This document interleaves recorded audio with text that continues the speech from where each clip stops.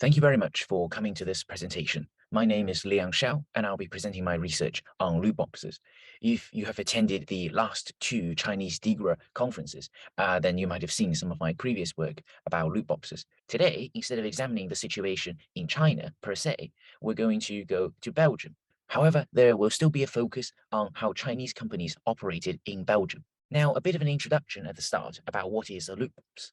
Now, these are products inside video games that contain randomized rewards. Some of these loot boxes can be purchased with real money. For example, on the screenshot on the right, you can see that two loot boxes can be bought for $1.99.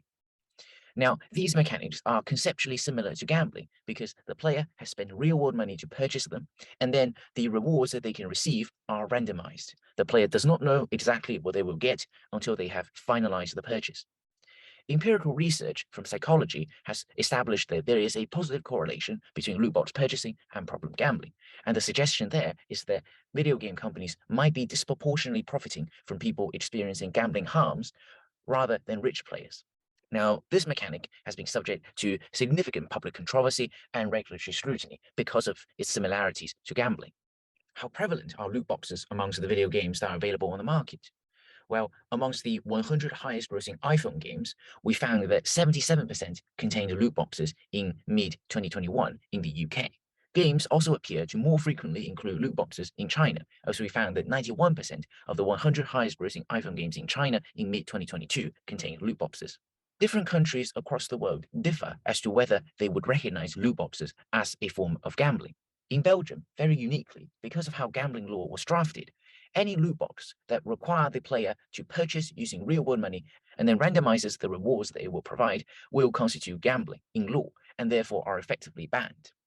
However, in most other countries, such as the UK and Denmark, only a very small minority of loot boxes constitute gambling in law. Because in those countries, to constitute gambling, the rewards that players can obtain from loot boxes must also be transferable to other players and therefore possess real-world monetary value. Other loot boxes that are purchased with real-world money and are randomized but cannot be transferred to other players are unregulated. In China, however, loot boxes are not seen as a form of gambling at all, and the Ministry of Culture and Tourism has regulation regulating this mechanic specifically. That was the subject of my previous research that I presented at the Chinese DiGRA conference in 2020. Belgium banned all loot boxes in 2018 after its gambling regulator published a report stating that all paid loot boxes would legally constitute gambling. So the prevalence rate of loot boxes in Belgium should be 0%. We know that some companies remove the ability to purchase loot boxes from the Belgian versions of video games. And we also know of other companies that have removed their video games that rely on loot boxes to monetize from the Belgian market entirely. However, I noticed that Genshin Impact is a game that was still available in Belgium.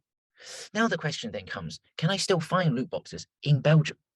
For data collection, I collated a list of the 100 highest grossing games from Data AI.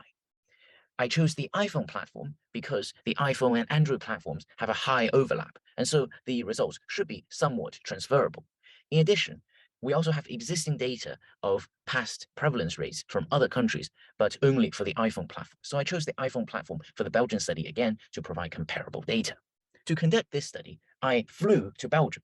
And so I was physically within Belgian territory such that Belgian law applied to me. I thought that this method was superior than using a VPN because video game companies can always argue that if I used a VPN in another country, that Belgian law never truly applied to me. I played the 100 highest grossing iPhone games in Belgium, and I found that 82% of them still contained paid loot boxes that were supposed to be illegal and banned. Now, this happens to be higher than the 77% that we found in the UK in 2021. However, I think that is just a reflection of the increasing prevalence of loot boxes amongst video games. Here are two screenshots to show you that they really did find these loot boxes. You can see on the left that this is a loot box with a probability disclosure, and you can see also that the pricing is in euros. On the screenshot on the right, that is the payment screen for the Apple App Store. Had I double-clicked the button on the side of my phone to make payment, then I would have arguably committed the crime of intentionally participating in illegal gambling, which is a criminal offense in Belgium. Given that this is Chinese DiGRA, I thought that I should provide the perspective of how Chinese companies comply with Belgian regulation. I examined the 100 games I studied and identified that 30 of them would be Chinese, in quotation marks, because they were produced by mainland or Hong Kong companies. Now, amongst the 70 non-Chinese games, 52 of them implemented illegal loot boxes. However, amongst the 30 Chinese games, all of them implemented illegal loot boxes. This difference is also statistically significant, meaning that it is true that Chinese companies were less likely to comply with Belgian regulations than non-Chinese companies. The first thing to say about this particular result is that obviously Chinese companies should do better by involving localization, legal, and compliance teams such that they can better comply with local regulations. Further, I think it is very important to note that because of how the video game market is, in many countries, a lot of the market share is occupied by these so-called foreign companies that may be either unaware or uncaring of local regulations. And so any policymakers and regulators seeking to do something about loot boxes should also take note of these foreign companies and try to educate them about local regulations and also involve them as stakeholders when it comes to policy making. Was Belgium's ban on loot boxes successful? Well, we can't know how many games were removed from the Belgian Apple App Store. It is true that I was indeed unable to find or download certain games that Nintendo said they had removed. Interestingly, I also found 2 games that were still available for download and were on the highest grossing list, but they took technical measures to prevent purchasing from Belgium. The first example is shown in this screenshot. If you attempt to purchase anything from this video game, you would get this pop-up window saying that payment is blocked and that buying virtual items is no longer possible in Belgium. However, that doesn't make sense. How can this game be top grossing if it literally cannot sell anything? Well, I think this second example demonstrates how. Now, if you access the page where you purchase the premium currency that is used to then buy loot boxes, you would get no product available. However, if you put on a VPN, you will get this screen where all of the products do appear. So it would seem that it is very easy to circumvent any technical measures that have been put into place by these 2 games.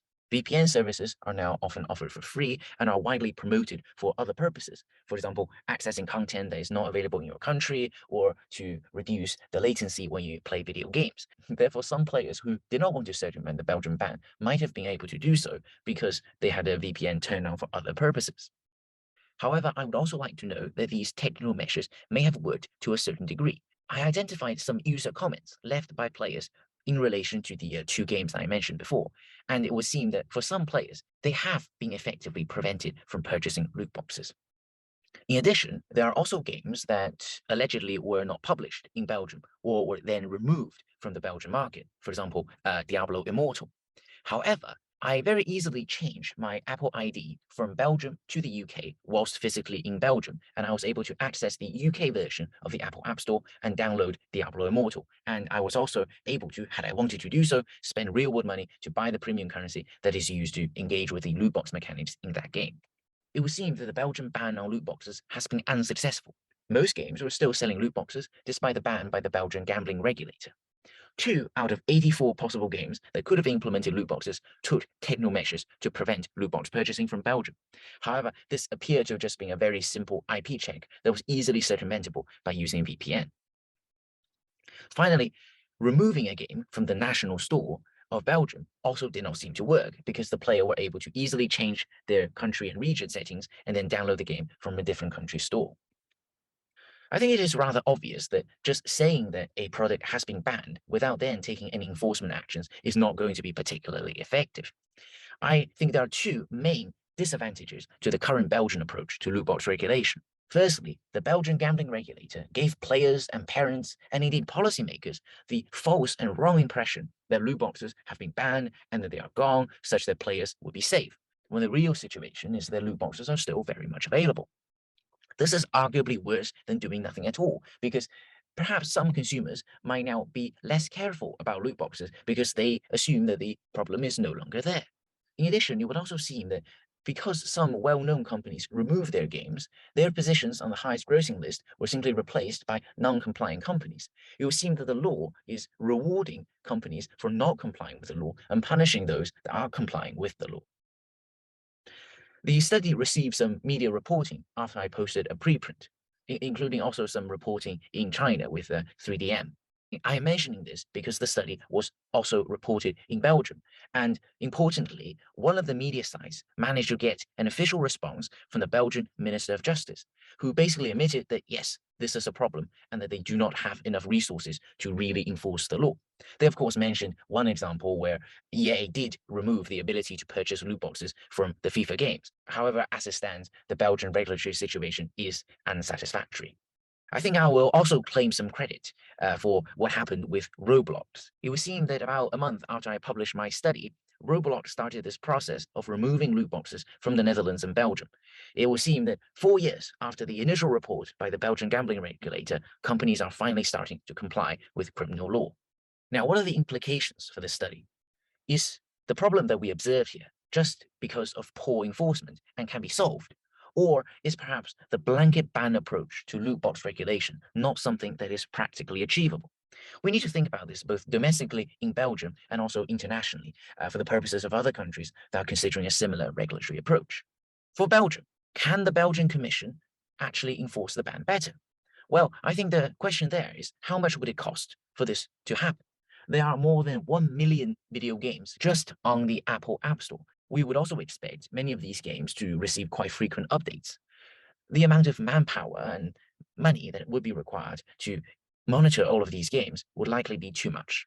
One potential approach here would perhaps be to shift the burden onto Apple as the platform to enforce the law. Generally, Apple receives about 30% of the revenue video game companies make on the Apple App Store. And so, arguably, Apple is also profiting from these illegal loot box sales. Apple currently requires that any games implementing loot boxes to make probability disclosures. As part of that process, it could also simply say that if your game contains loot boxes, then it cannot be made available on the Belgian market. We actually also have some precedents on Apple helping to enforce local regulation. For example, in 2020, China decided to implement or rather enforce its license regime for video game, such that Apple was required to remove, I believe, more than 99% of the video games on the Chinese Apple App Store because they did not have a licensing number. So if Apple was willing to comply with what the Chinese government asked it to do, then I think Apple would also at least consider if the Belgian government asked it to do something similar. Now, the implications of this study for other countries is that I think these other companies need to consider why its gambling regulator would somehow be able to enforce the law better than the Belgian gambling regulator. Is that country's regulator so much well-resourced? I do not think that would be the case. And so I would say that a loot box ban is also likely to fail to a similar degree in other countries that attempt it. There are also a number of negative consequences for banning loot boxes, and I think I'll just like to highlight the one about stigmatization here. Now, technically, buying loot boxes is a crime in Belgium, and at the moment, the regulator is not going to go after anyone who purchases loot boxes illegally. However, if that is actually enforced as a crime, then this might lead to situations where players who are experiencing harm from loot boxes do not reach out for help because they are afraid of them being criminally prosecuted for having engaged with loot boxes. This might lead to worse harms for those players. Some conclusions then. An unenforced ban is obviously very bad. In addition, enforcing an effective ban will seem to be very costly. We don't actually know what percentage of players are at risk of harm, so we don't know whether a blanket ban approach to loot box regulation is really justified at the moment. We also know that any measures put into place to prevent loot box purchasing is going to be quite easily circumventable. And I think it's reasonable to suspect that the most dedicated and high spending players who are most vulnerable to potential harms are very likely to try to circumvent these measures. Perhaps then, loot boxes shouldn't be banned, and then we should look for a different way to regulate them. Indeed, banning loot boxes is only one regulatory approach, and it is indeed the most restrictive approach possible. China has adopted a different approach that is less restrictive and still provides a degree of consumer protection by requiring companies to disclose the probabilities rather than to prohibit the sale of loot boxes entirely.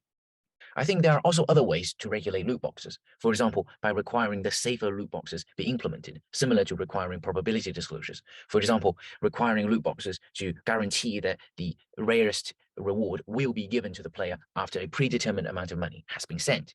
In addition, I think countries could also consider a licensing regime, just like how video games are licensed in China. Through a licensing regime, a regulator will be able to recoup all the costs that will be incurred through enforcement. I'll be more than happy to take any questions they might have, and please feel free to get in touch with me using any of these methods. Thank you very much again for coming to this presentation.